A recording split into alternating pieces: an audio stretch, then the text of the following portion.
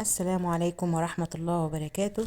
اللهم صل وسلم وبارك على سيدنا محمد وعلى آله وأصحابه أجمعين. ازيكم يا حبايبنا، عاملين ايه؟ يا رب تكونوا في أفضل صحة وأحسن حال. النهاردة معايا في بداية الفيديو معايا شوية فاكهة كده حلوين. الأول هغسلهم وانضفهم كويس واخليهم جاهزين بالشكل ده. صفيهم خلاص كده اهو. بحرص دايما ان انا انضف الفاكهه بتاعتي والخضار بالميه والخل. معايا كمان حبه باميه صغيرين حوالي نص كيلو.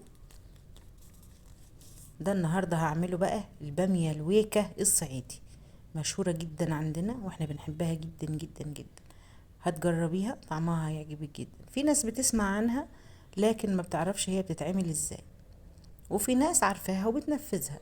فانا النهارده هوريكي احنا في الصعيد بنعملها ازاي.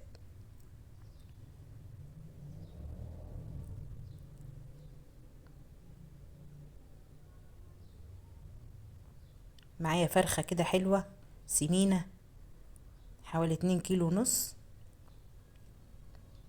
بنضفها واقطعها واظبطها زي ما انتوا شايفين كده. طبعا كلنا عارفين طريقة تنظيف الفراخ بتاعتنا بننضفها ازاي.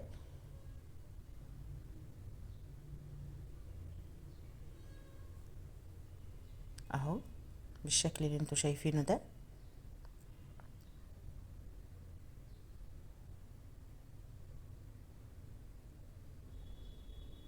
بغسلها واشطفها بغسلها واشطفها لغاية ما انزل كل الزفارة اللي فيها، ما خليش فيها اي حاجة لغاية ما تبقى ميتها نظيفة زي مية الحنفية.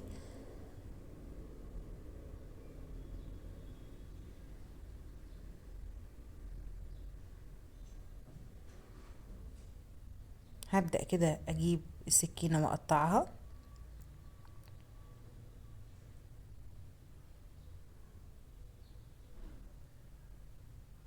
بعد ما خلصتها تقطيع هجيب مية، دقيق، شوية خل صغيرين،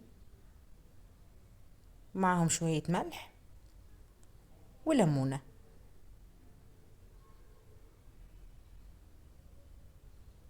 الليمون اساسي يا جماعة، هو والخل في نقع الفراخ. المية والملح والخل والليمون. بضيف الفراخ على المية، عفوا. بعد ما نضفتها كده معايا التتبيلة بتاعتها اللي انا هسلقها بيها: بصل، طماطم، فلفل اخضر، ورق لورا، فلفل اسود، كزبرة. ببدأ احط الحلة بحط فيها كل الحاجات اللي انتوا شايفينها دي، وببدأ اضيف الفراخ اسلقها.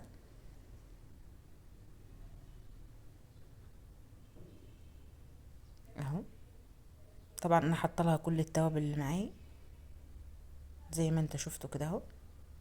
بعد ما سلقتها بكون مجهزه 4 حبات من البطاطس مقطعاهم شرايح، برصهم في الصينيه وببدا اطلع عليهم الفراخ اللي انا سلقتها اهي بالشكل ده.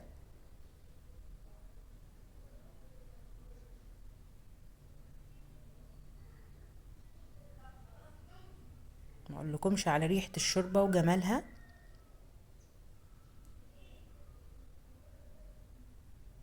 ببدا اخد شويه من الشوربه وارشهم على الفراخ عشان البطاطس اللي عندي تاخد منها، لان انا سلقه الفراخ.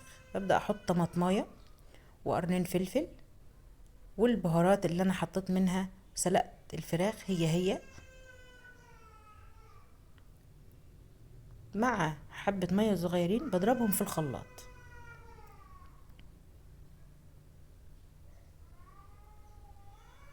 كده ببدأ ارشهم على وش الفراخ طبعا عشان ادخلها الفرن اهو. دي التتبيلة اللي انا بعملها للفراخ اللي انا بسلقها. معاكي سمنة او زبدة، بفضل الزبدة اكتر، تدي طعم اجمل. بس مش هتفرق ان لو عندك سمنة عادي، مش مشترطش زبدة يعني. تحطيها كده وتدخلها الفرن. ببدأ اخد بقى دلوقتي الشوربة بتاعتي انا بصفيها عشان ابدأ اعمل طبق البامية الخطير بتاعي. اهو بعد ما غلت هبدأ اضيف البامية بعد ما قطعتها طبعا حلقات صغيرة.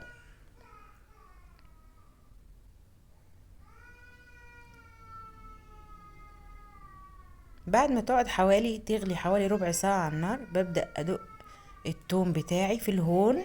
انا بحب ادق التوم في الهون بحبة كزبرة ناشفين. ده اسمه المفراك. انا ما بحبش الهاند بلندر والكلام اللي هو طالع لي من دول، بحب استخدم الحاجات البدائية اللي انا اتعودت عليها واتربيت عليها. اهو بعد ما فركتها كده ببدأ اخد التوم عشان اعمل لها التقلية او الطشة بتاعتها.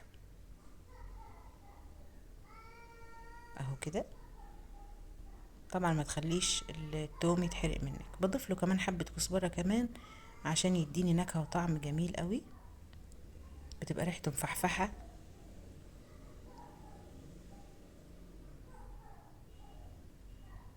زي ما انتوا شايفين كده اسهل طريقة واجمل طريقة تاكلي بيها البامية. يا سلام يا سلام لما يكون في رغيف شمسي كمان، يا سيدي ما اقولكيش.